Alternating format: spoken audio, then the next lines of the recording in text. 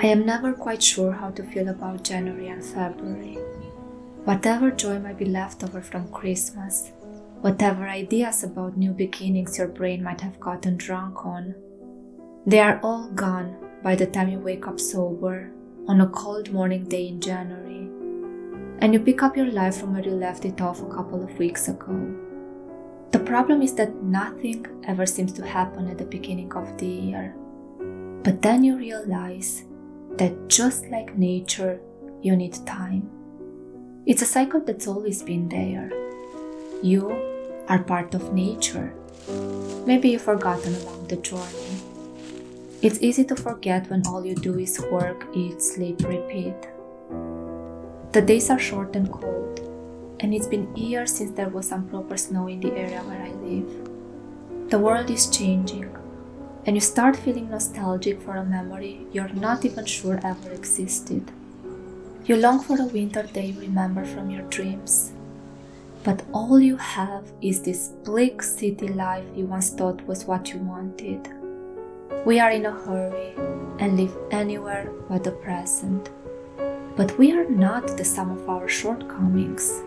Stop and take your time to look around. Everything will fit into place again. Maybe it's winter leaving its mark on my soul, or maybe it's my melancholic predisposition that makes me find comfort in some of the saddest things. Or maybe it's just something that has to do with evolution and survival is written all over our genes. In the end, we didn't get this far by feeling happy all the time. Danger is imminent and our brains need to stay alert. It's okay to embrace sadness from time to time. It's okay to feel anxiety when things seem out of control.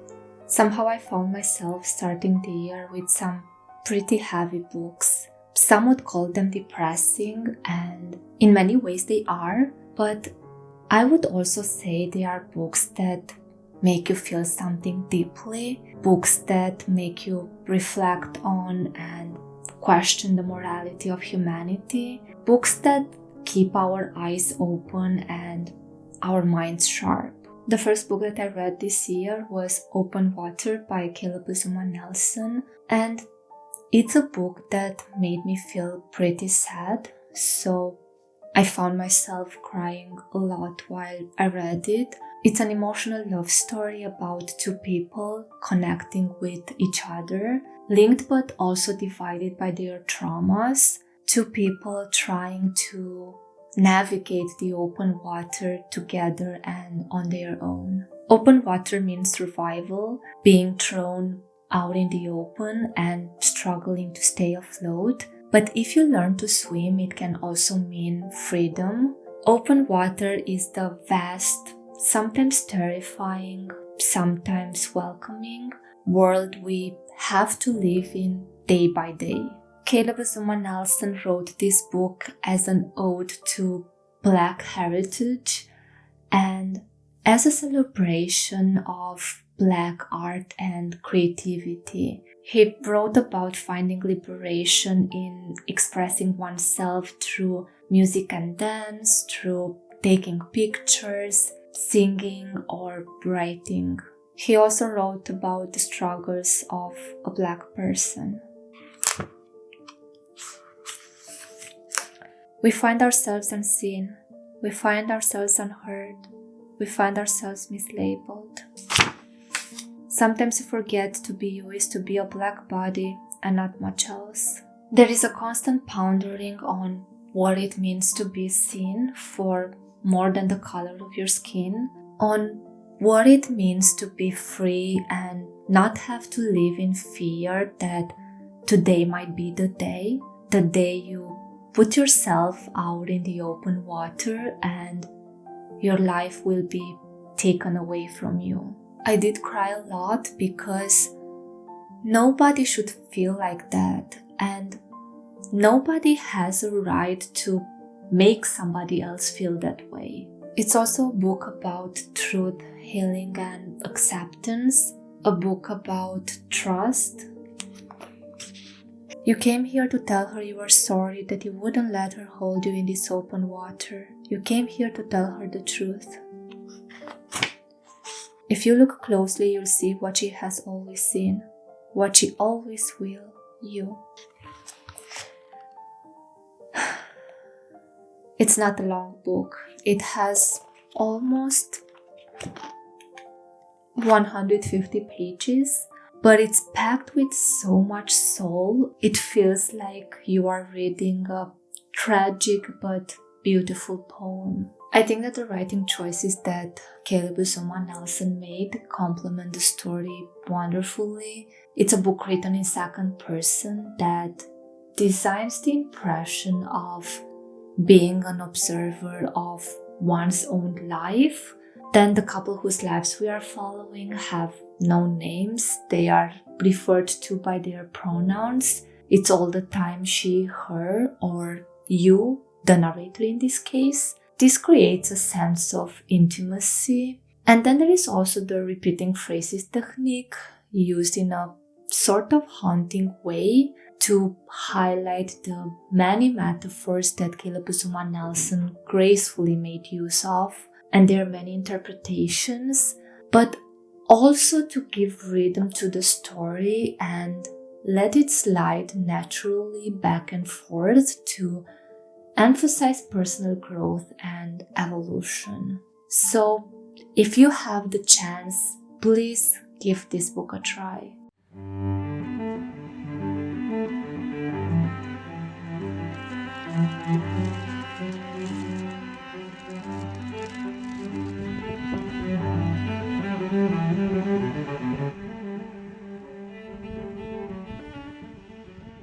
I finished reading Babel by Rebecca Kuang a couple of days ago, and I am still processing how I feel about this book. I really wanted to like it.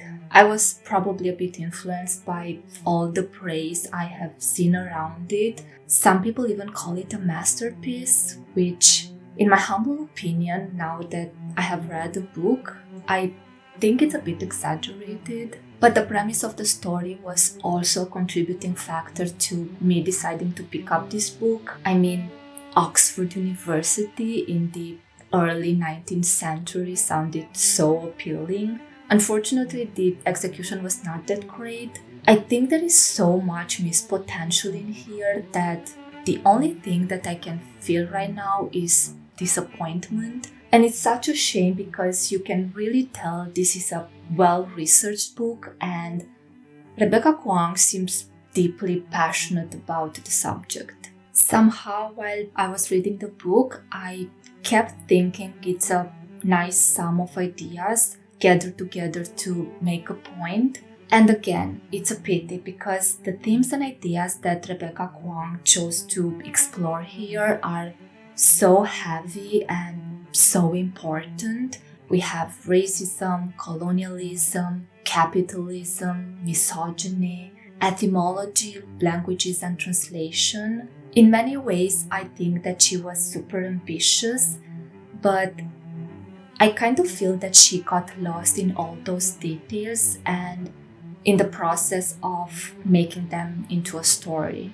I think I would probably be more forgiving if this was categorized as a young adult and historical fiction instead of historical fantasy. It is clear that Rebecca Kuang was more focused on historical accuracy and teaching her readers history. I will get to that in one moment because that was something that bothered me quite a lot. But she was more focused on that instead of exploring more the fantastic part that she chose to include in her book. The magic system was such an impressive concept and she chose to do so little with it. In short, the magic system is called silver working, and there are these silver bars that are activated with translated words. One side of the bar needs to be engraved with a word in one language and then the other with the equivalent word in another language. However, translation is not capable of conveying the full meaning from one language to the other, so whatever is lost in the process manifests as a spell. Really cool, right? you can imagine that the nation that owns the most silver and has the best translation centers has the potential to become the most powerful nation in the world. And if I am to give credit to Rebecca Kuang, it's here where the genius of her story lies. The whole book is a metaphor for British imperialism and why such empires will always fall. Again, if this was a historical fiction, I would probably be more forgiving, but when you add magic to the story, you need to live up to the expectations you create. For 80% of the book, Rebecca Kuang is telling us how silver works instead of showing us, which, in my opinion, is a waste of time. And then there is also no world building whatsoever. It seems that all the creativity went into creating the system itself, and then she took the easy route and basically explained the Industrial Revolution with silver magic. It's literally called the Silver Industrial Revolution in the book.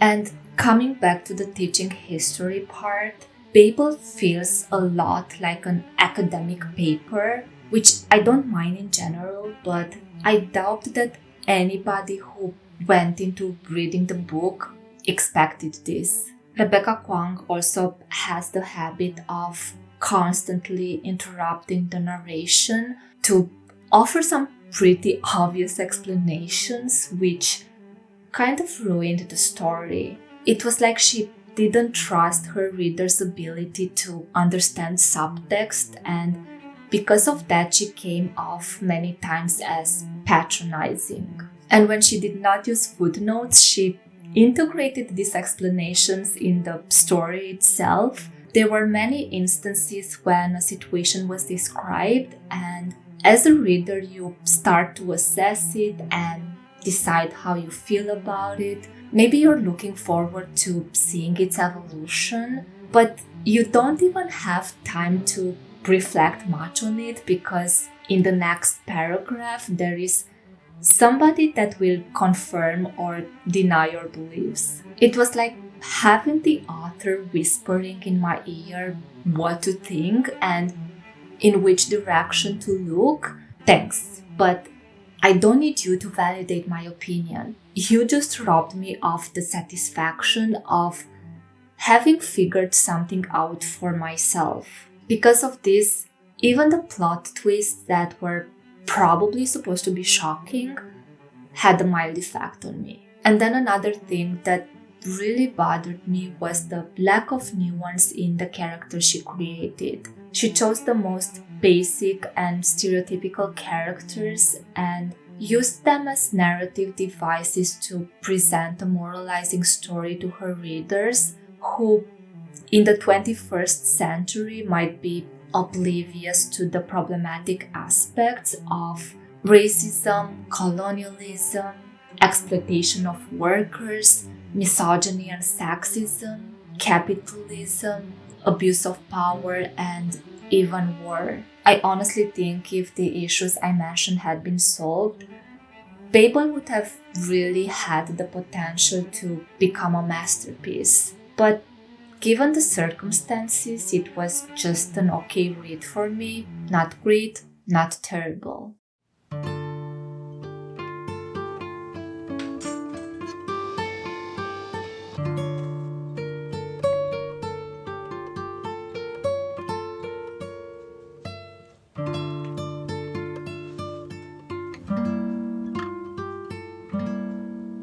Paris, a Moveable Feast. Well, Patrick Suskind actually managed to ruin Paris for me with his Perfume, a novel that, contrary to this statement, I absolutely loved. It's been a long time since I read this book, but for many years, the way he described 18th century Paris stuck with me. The smells and the dirt, which, if we are being honest, weren't present just in Paris, but all over Europe at that time. But then we have Hemingway with Moveable Feast, and the way he described Paris makes you fall in love with it. the same way he probably did during his early stay there and for the rest of his days. He often mentions and describes the streets, the places he frequented, cafes and restaurants. There is a lot of eating and drinking in this book, hence the title. He talks about walking down the Seine,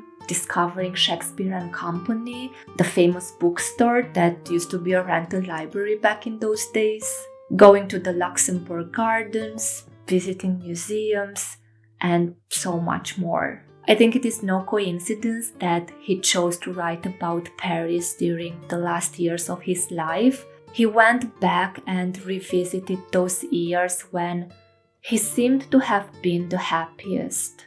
He said that if you are lucky enough to have lived in Paris as a young man, then wherever you go for the rest of your life, it stays with you. For Paris is a movable feast. Hemingway lived in Paris in his early 20s after serving in the Great War. I honestly don't know what took me so long to read him. After the Moveable Feast, I now want to read everything he ever wrote. I find his writing extremely approachable. He managed to tell so much with so little, and he used some simple words to do that. As Hemingway basically chronicled his time in Paris as a former journalist and as an aspiring writer, he talked several times about his writing process, and it felt like such a feast, knowing the great writer he would one day become. I kind of felt this could be useful and motivating for other aspiring writers, as he has some really good tips here. But being an unknown writer in Paris didn't pay much those days, or ever probably. For many years, Hemingway lived on the poverty line, and as readers, we are reminded quite often of that. In fact, we figured that out from the very first chapter, when he mentions the cold room he worked in and his concern about how much it would cost him to make a fire. There will be many other similar descriptions throughout his novel, but he never seems to feel sorry for himself. He talks with a feeling of nostalgia for those years when he was very poor, very young, and very happy. He seemed to truly understand the French and their joie de vivre. I mentioned before there is a lot of eating and drinking in this book, and the way Hemingway described food, mandarins, oysters, chestnuts, the cafes and the restaurants really makes you crave Hemingway's Paris. But then there is also hunger. Sometimes it's a physical manifestation, especially when he used to skip his lunches, but other times hunger has a deeper meaning. Hunger for life, hunger for something new and exciting, hunger for creativity, hunger for success. It's something he didn't always fully grasp. It felt like having a big void, a big emptiness he needed to fill, and he learned to use that feeling to steer his way in life.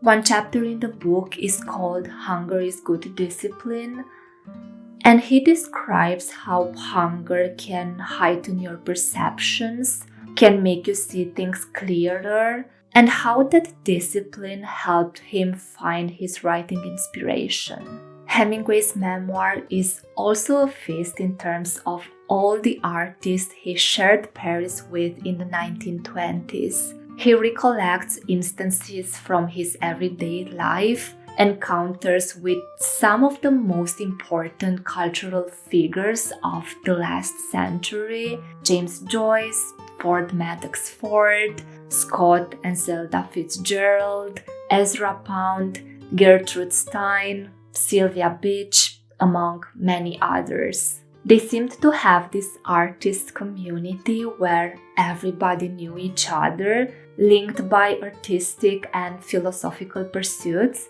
and by a city that has woven its way into the fabric of their lives.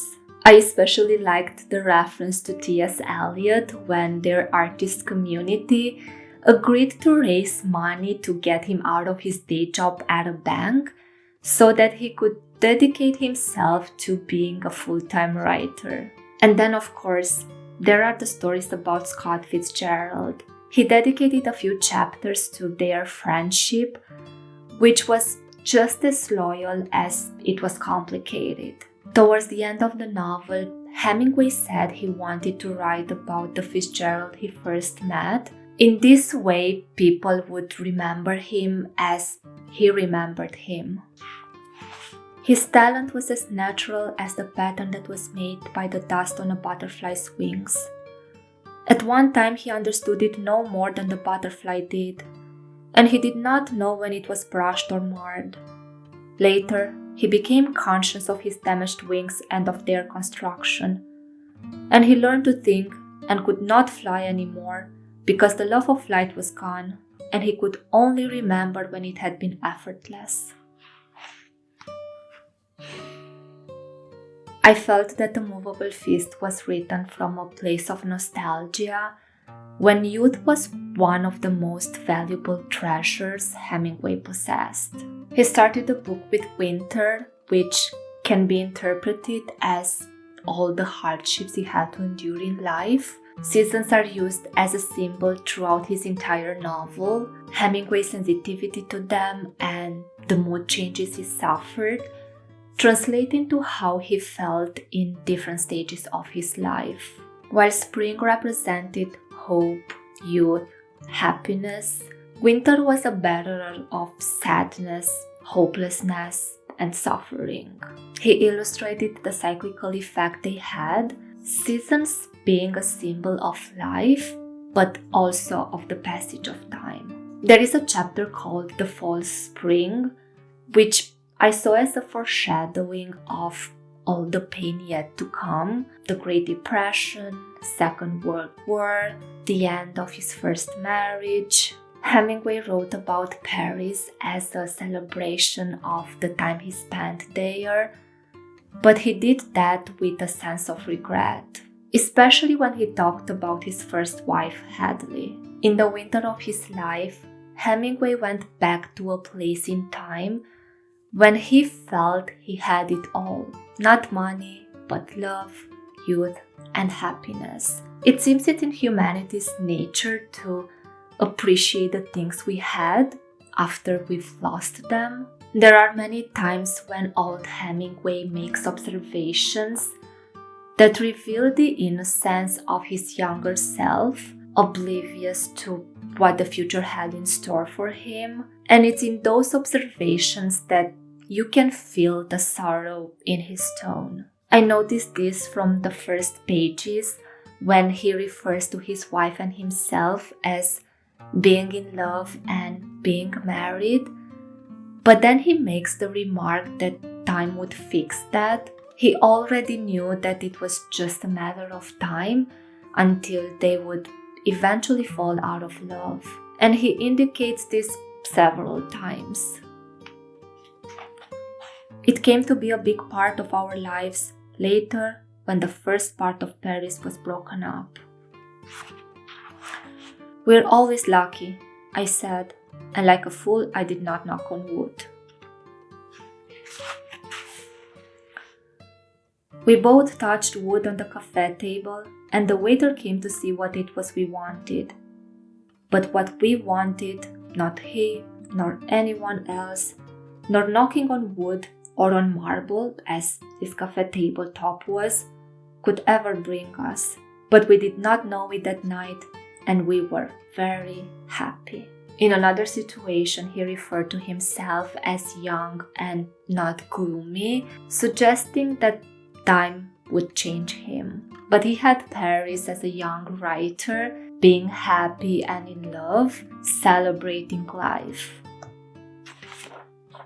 There is never any ending to Paris, and the memory of each person who has lived in it differs from that of any other.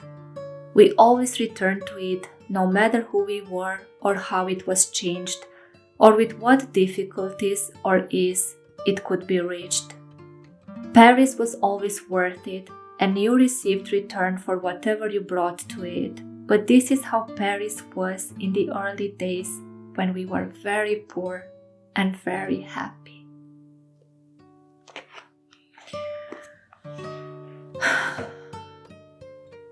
It made me cry.